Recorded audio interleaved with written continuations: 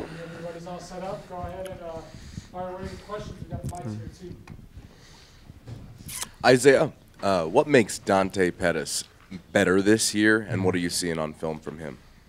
I just see that they're trying to get him the ball a lot more. Last year, they also had John Ross, so it was a little more spreading the ball around, trying to get him both touches. Now he's the #1 guy, so he's definitely a threat. He has a lot of speed, good size, so he's, in my opinion, one of the best receivers in the Pac-12.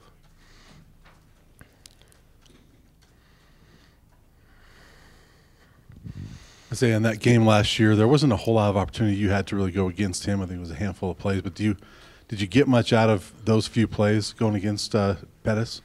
Oh, yeah, I would definitely say so. I mean, it's always good to have a little bit of experience against certain receivers, him included, just to know their releases and what they like to do and what they don't like to do, and how they react when you press them and play off and things like that. So I felt like that was good last year. Isaiah, what is this game about for you guys? Is it about revenge? Is it about an opportunity to prove something? How do you guys view this game?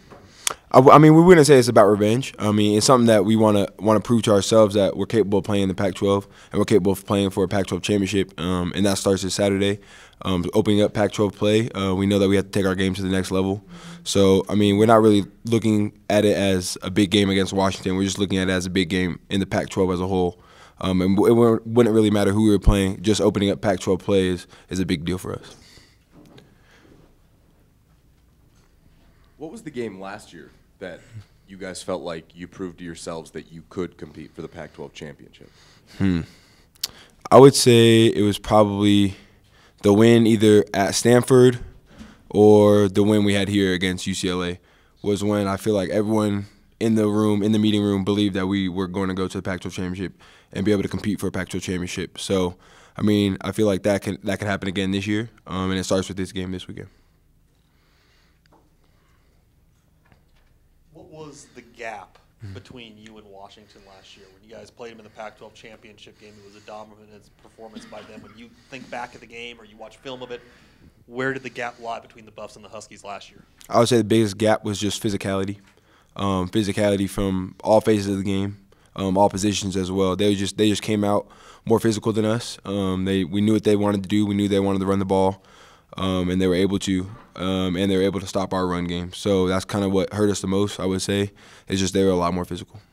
Isaiah, looking at the film from last Saturday, the first time we'd seen this defense get beat over the top in the first few games, what were you able to sort of diagnose and looking back, sort of what went wrong on a few of those deep balls?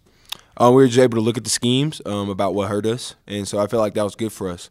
Going into that game, we felt like nothing could hurt us, just because it hadn't yet. So now we know, and we were able to work on it this week, so now we can get ready and go forward.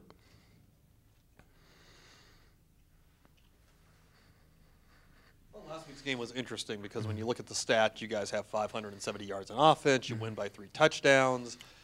Defensively, I think they were 0 for 14 on third down conversions. It looked, stat-wise, like a dominant performance, but I think there are people who think it still wasn't good enough. So have the expectations for this program got out of whack, or is it not good enough? I would say it wasn't good enough. Not a complete game by any means. We felt like as a defense that they shouldn't have scored on us. We got beat on a couple of plays just scheme-wise that we weren't necessarily ready for or weren't prepared for well enough. But that's something that we're just going to work on this entire week so that we can just go in and just be able to play football. Does focus this week play a part? Do you feel like the team is more focused this week? Oh, yeah, most definitely. I mean, getting ready to go into Pac-12, everyone's more locked in. Everyone's a lot more excited. Everyone's a lot more focused, so that helps. You guys were really able to shut down Browning for the most part last year. What do you see in his game and what makes him a good quarterback? I would say his decisions is what makes him a great quarterback. He rarely ever makes bad decisions. I mean, he puts the ball where it's supposed to be, where only his receivers can get it, so he doesn't have a lot of turnovers.